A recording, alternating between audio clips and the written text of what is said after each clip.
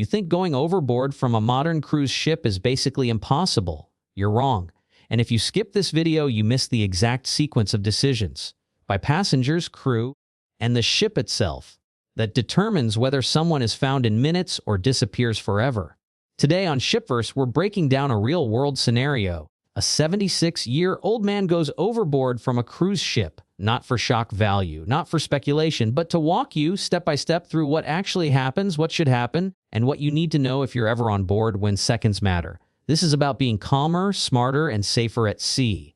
Piece 1, the moment everyone gets wrong. Step 1, seeing. Assume someone else will notice is a mistake. Here's the hard truth. Most overboard incidents are not immediately seen.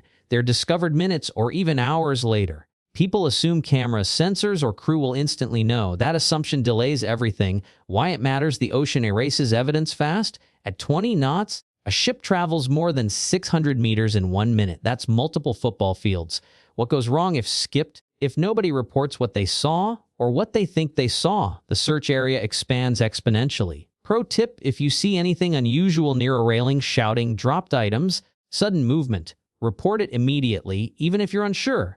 Cruise security would rather investigate a false alarm than lose time. Step 20.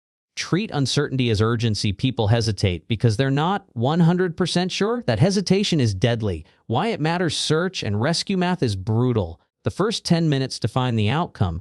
What goes wrong if skip delays force authorities to search square miles instead of a focused corridor? Insider detail: most successful recoveries happen when a report is made by a witness, not technology. PS 20, the first 5 minutes, passenger action. Step 30, contact crew the fastest way possible. Do not post. Do not text friends. Do not investigate on your own. Why it matters: crew have a direct line to the bridge. Passengers do not. What goes wrong if skipped information gets distorted, delayed, or lost? Pro tip: the fastest method is the nearest crew member or a ship phone dialing guest services or security. Say one sentence clearly: possible man overboard, port side, deck X, time approximately now. Step 4, preserve details, not theories. Stick to what you saw or heard. Avoid guessing how or why. Why it matters: the bridge logs exact times, locations, and ship speed to calculate drift. What goes wrong if skipped? Speculation contaminates the data used to plan the search. Little known fact: even a 30-second error in time can move the search box by hundreds of meters. PS 30. What the ship does next: the checklist you never see. Step 5, the bridge verification and maneuver. Once alerted, the bridge initiates a man overboard protocol. Why it matters: the ship must slow, turn, and mark the exact GPS position. What goes wrong if delayed: the longer the ship continues forward, the larger the separation. Insider detail: some ships deploy life buoys with smoke or lights to mark the last known position. Step 6G, crew-wide response. Security, deck teams, and medical staff move simultaneously. Why it matters: this isn't one department's job, it's coordinated chaos with strict roles. What goes wrong if skipped: unclear roles waste time and create confusion. Pro tip: crew train for this repeatedly. The system works best when information is clean and fast. PC4, the search window reality vs expectations. Step 70, understand the environmental clock. Age matters. Water temperature matters. Clothing matters. Why it matters: a 76-year-old body has different endurance than a 30-year-old swimmer. What goes wrong if ignored: public expectations become unrealistic, leading to frustration and misinformation. Insider detail: cold water shock and exhaustion are bigger risks than drowning itself. Step 80, external rescue coordination. Coast Guard or local authorities are notified quickly. Why it matters: they bring aircraft, radar, and wider search capability. What goes wrong if delayed: ships alone cannot cover large areas efficiently. Pro tip: helicopters dramatically improve outcomes, but only if the search box is accurate. PS 5, what passengers experience a misread. Step 9, expect delays without explanations. Announcements are minimal for a reason. Why it matters: privacy laws and investigation protocols limit what can be shared.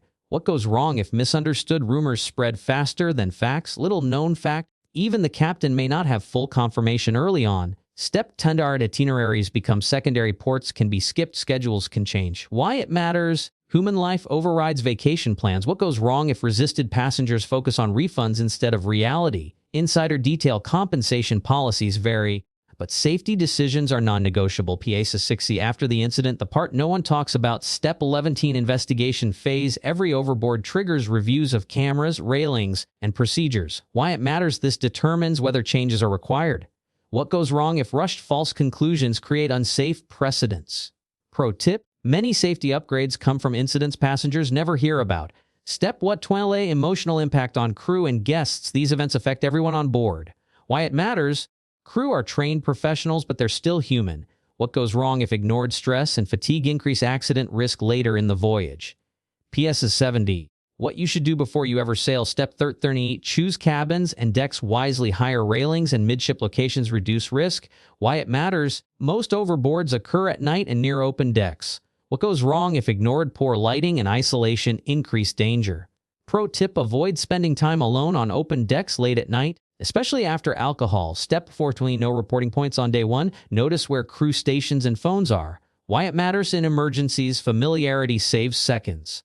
What goes wrong if skipped? You waste time searching instead of acting. Traps to avoid. Do not assume technology will save the day. Do not delay reporting because you're unsure. Do not spread unverified information. Do not treat overboard drills as theoretical. And here's the question I want to ask you. If you were on a ship and thought you saw someone go overboard, would you report it immediately or hesitate because you weren't sure? Share your thoughts in the comments. If this video made you think differently about cruise safety, like it, subscribe to SHIPVERSE, and watch our next breakdown on what actually happens during a real-life cruise emergency behind the scenes. Because at sea, knowledge isn't just power. Sometimes it's the difference between minutes and miles.